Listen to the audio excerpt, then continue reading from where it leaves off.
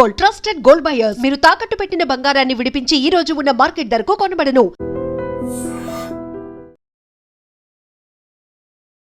అదృష్టమో దురదృష్టమో తెలియదు కానీ ర్యాపిడో డ్రైవర్, ఈయన ఉదయ్పూర్కి సంబంధించిన ర్యాపిడో డ్రైవర్, సాధారణ ర్యాపిడో డ్రైవర్. అంటే ర్యాపిడో ఈ మనకు తెలుసు కదా యాప్. సో అందులో రైడ్లు చేసుకుంటూ బతికే వ్యక్తి. ఆ వ్యక్తి ఎంత రిచ్ అయిందంటే ఎప్పుడు 2024 నుంచి మొన్నటి వరకు కూడా 2025 వరకు, అంటే అక్టోబర్ 2025 వరకు, ఆగస్టు 2024 నుంచి అక్టోబర్ 2025 వరకు ఆయన ఖాతాల్లో ఎంత డబ్బు పడ్డదో తెలుసా? 331 కోట్ల రూపాయలు. అసలు ఎంత అమాయకుడో తెలియదు కానీ ఆ ర్యాపిడో డ్రైవర్కి కనీసం అంటే కనీసం కూడా తెలియదు. ఆయన అకౌంట్ని భయంకరంగా వాడేసుకున్నారని.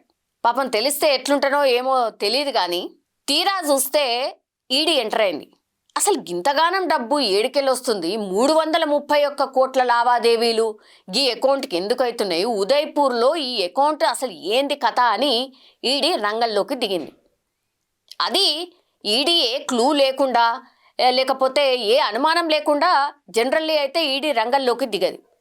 యాక్చువల్లీ ఇది ఎక్కడ లింక్ అయిందంటే, గుజరాత్కి సంబంధించిన ఒక వ్యాపారవేత్త వాళ్ళ పెళ్లి కోసమనో లేకపోతే ఇతరత్ర అవసరాల కోసమనో హ్యాపీగా ఈ అకౌంట్ని, మ్యూల్ అకౌంట్ అంటే జనరల్లీ ఈ అకౌంట్ని ఎందుకు వాడుతూ ఉంటారంటే ఇట్లనే ఇల్లీగల్ యాక్టివిటీస్ కోసం ఇంతింత డబ్బు వాళ్ళ అకౌంట్లో పడితే ఈడీ ఎంటర్ అవుతుందని వాళ్ళకి తెలుసు.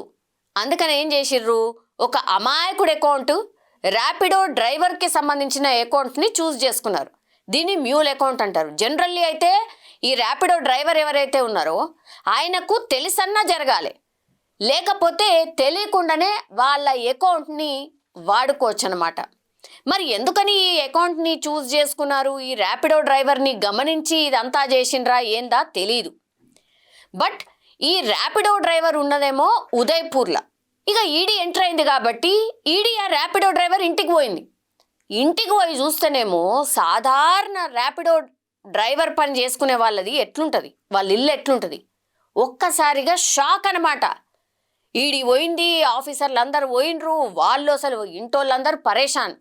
అరే ఇదేంది, ఇదేం ఆఫీసర్, అసలు ఈడీ అంటే కూడా వాళ్ళకి తెలుసో తెలియదు. వాళ్ళ ఇల్లు చూసి షాక్ తిని ఆ మొత్తం ఆ ర్యాపిడో డ్రైవర్కి సంబంధించిన ఇన్ఫర్మేషన్ మొత్తం అంతా తీసుకున్నారు. నువ్వేంది, నీ కథ ఏంది, నువ్వేం చేస్తావు, ఏంటిది అని. ఇదంతా వాళ్ళు తీసుకున్న తర్వాత ఆయన అకౌంట్లో, ఇగో నీ బాబు నీ అకౌంట్లో గిన్ని డబ్బులు ఉన్నాయి, అసలు నీకు ముచ్చట తెలుసా అని అడిగిరట. ఆయన నోరెళ్ళబెట్టి ఎన్ని సున్నాలో కూడా తెలియదు సార్, 331 కోట్లు అంటే ఎన్ని పైసలో కూడా లెక్క పెట్టుకోతందుకు ఎన్ని రోజులు పడుతుందో కూడా తెలియదు సార్. అసలు నాకు గన్నిగానం పైసలు ఉన్నాయని తెలిస్తే నేనెందుకు వాడుకోను, లేకపోతే నేనెందుకు ఇట్లుంటా సార్ అని పాపం అమాయకంగా చెప్పడం స్టార్ట్ చేసిండు. ఈడీ అధికారులకు సినిమా అర్థమైపోయింది. అచ్చా ఈయనది అసలు ఏమీ లేదు, ఈయన అకౌంట్ని మ్యూల్ అకౌంట్ లాగా వాడుకున్నారు బిందాస్గా. అమాయకుణ్ణి చేసి ఆయన అకౌంట్లోకి డబ్బులన్నీ ట్రాన్స్ఫర్ చేసి మళ్ళా ఆ అకౌంట్ల నుంచి డబ్బులు ఎక్కడెక్కడికైతే ట్రాన్స్ఫర్ చేయాలో అవన్నీ చేసిరు. సో ఒక పెళ్లికి సంబంధించిన వేడుక కోసం ఈ డబ్బుల్ని వాడినరు.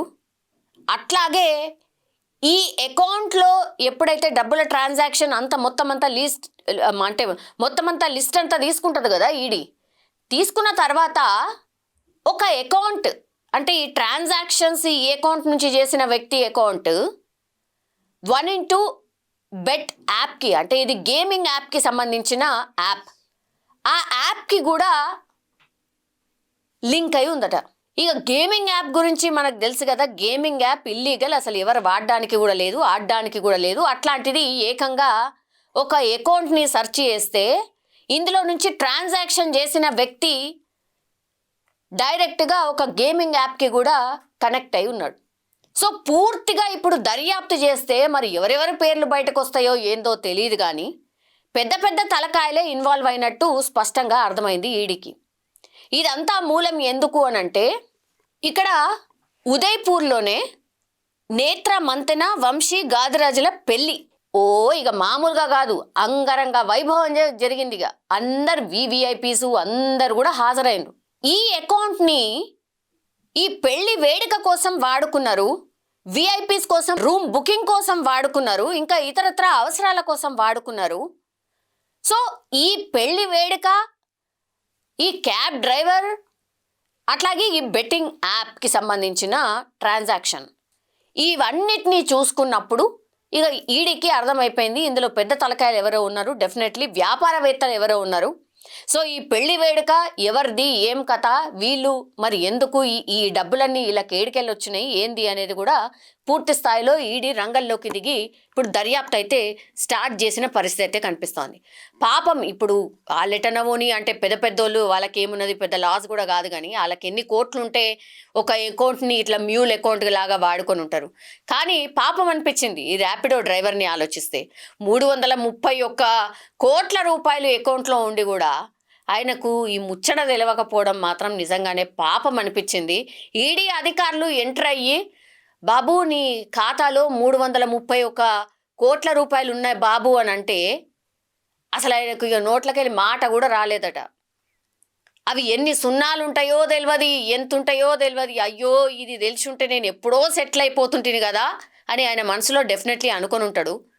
ఎవరైనా సరే ఇన్ జనరల్ పబ్లిక్, ఇప్పుడు మనమైనా అరే 331 కోట్ల రూపాయలు మన అకౌంట్లో పడ్డాయి అని అంటే అది మనకు తెలియకపాయే అని తర్వాత ఎవరో ఆఫీసర్ వచ్చి చెప్తే ఎట్లుంటుంది రియాక్షన్?